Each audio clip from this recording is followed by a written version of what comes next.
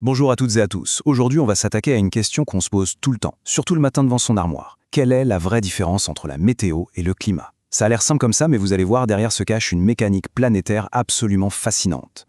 Alors c'est parti, on part en enquête pour comprendre ce qui se passe juste au-dessus de nos têtes. Pour commencer notre enquête, je vous propose un petit mystère. Imaginez la scène. On est le 1er janvier. À New York, il fait un froid polaire. Tout le monde est emmitouflé dans d'énormes doudounes. Mais pile au même moment, à Miami, sur la même côte américaine, c'est ambiance plage et t-shirt. Alors, comment c'est possible? C'est exactement l'énigme qu'on va résoudre ensemble aujourd'hui. Pour résoudre cette énigme, comme dans toute bonne enquête, il faut commencer par les bases. On va d'abord définir nos deux indices principaux, ce qu'est la météo et ce qu'est le climat. Vous allez vite comprendre que ce n'est pas du tout, mais alors pas du tout, la même chose. Bon, mettons les choses au clair. La météo, c'est l'instant présent. C'est le temps qu'il fait aujourd'hui ou demain, sur une durée très courte et à un endroit bien précis. Le climat, lui, c'est le film en entier. C'est la tendance générale, la moyenne de tous les temps qu'il a fait dans une région, mais calculée sur une très très longue période. La différence fondamentale, c'est vraiment une question de temps. Pour être tout à fait précis, la météo, ce sont les conditions de l'atmosphère. Vous savez, la température, le vent, la pluie, ici et maintenant. C'est ce qu'on regarde à la télé le soir pour savoir comment s'habiller le lendemain matin. Le climat, lui, il a une vision beaucoup plus large. Imaginez qu'on prenne toutes les données météo d'une région, jour après jour, et qu'on en fasse la moyenne sur 30 ans. Eh bien ça nous donne son climat. C'est ce qui explique pourquoi on s'attend à avoir de la neige en hiver à la montagne et un grand soleil en été au bord de la mer. C'est la tendance de fond, la grande habitude d'un lieu. Ok, les définitions, c'est bon. Maintenant, passons au cœur du sujet. Qu'est-ce qui fait tourner cette immense machine? Quel est le moteur derrière la météo et le climat? Et ce moteur, le voici, le Soleil. C'est lui qui nous envoie toute l'énergie qui réchauffe la Terre. Mais attention, il y a un détail absolument crucial, notre planète est ronde, c'est une sphère. Et donc, l'énergie du Soleil n'arrive pas partout de la même manière. Retenez bien ça, c'est la clé de tout ce qui va suivre. Cette répartition inégale de l'énergie solaire dessine 3 grandes zones climatiques sur la Terre. Près de l'équateur, les rayons du soleil arrivent très directement. Ils frappent la surface presque à la verticale. Résultat, il y fait très chaud. C'est la zone chaude. Au pôle, au contraire, les rayons arrivent de manière très inclinée. Ils rasent la surface. Il y fait donc très froid, ce sont les zones froides. Et entre les deux, il y a nous, dans les zones tempérées. D'accord, donc on a des zones chaudes et des zones froides. Sauf que la nature n'aime pas du tout le déséquilibre. La chaleur ne va pas rester tranquillement à l'équateur. Elle va chercher à se déplacer, à être redistribuée sur toute la planète. Et comment elle fait ça? Grâce à 2 supertransporteurs, l'air et l'eau. Parlons d'abord de l'air. Comment le vent se forme-t-il? En fait, le principe est super simple. Pensez à une montgolfière. Pour la faire décoller, on chauffe l'air qui est à l'intérieur. Cet air chaud devient plus léger et hop, il monte. Dans l'atmosphère, c'est exactement la même chose.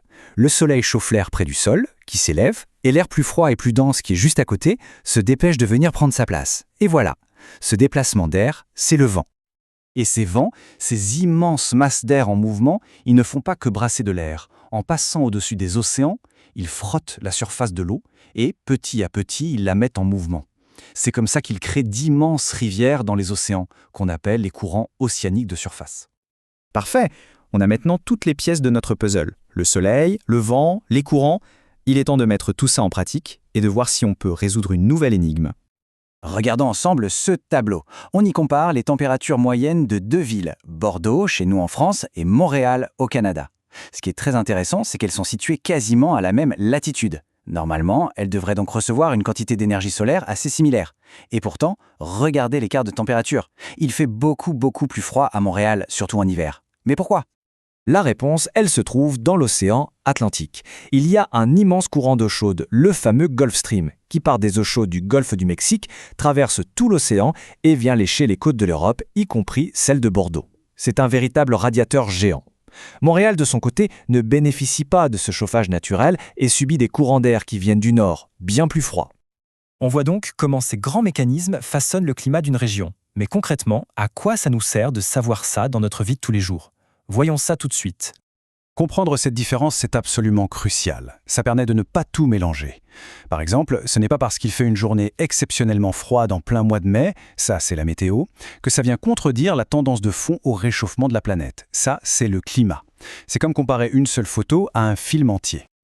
Et pour bien vous rendre compte de la puissance de la météo, Regardez ce chiffre. 512 km/h. C'est bien plus rapide qu'une Formule 1 lancée à pleine vitesse. C'est la vitesse des vents qui était enregistrée au cœur d'une tornade.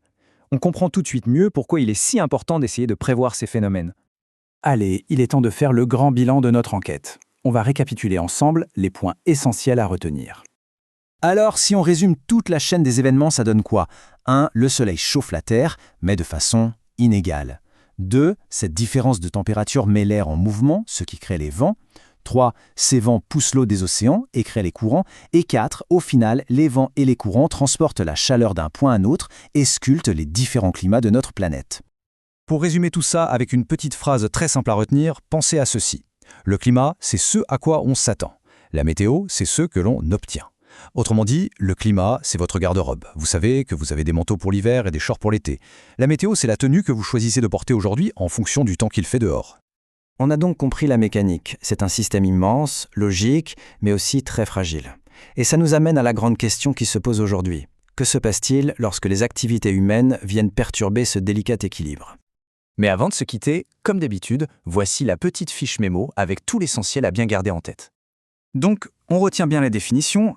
Météo, c'est le court terme. Climat, c'est le long terme. On se souvient que le vent est un mouvement d'air et qu'un courant océanique est un mouvement d'eau. Et surtout, le concept central, tout part de l'énergie solaire qui est inégalement répartie et qui est ensuite transportée par l'air et par l'eau. Et voilà, notre enquête est terminée. J'espère que cette explication vous a bien éclairé sur le sujet. Si c'est le cas, n'hésitez pas à laisser un pouce en l'air, ça fait toujours plaisir, et pensez à vous abonner pour ne pas manquer les prochaines explorations. On se retrouve très bientôt pour un nouveau sujet passionnant. D'ici là, restez curieux.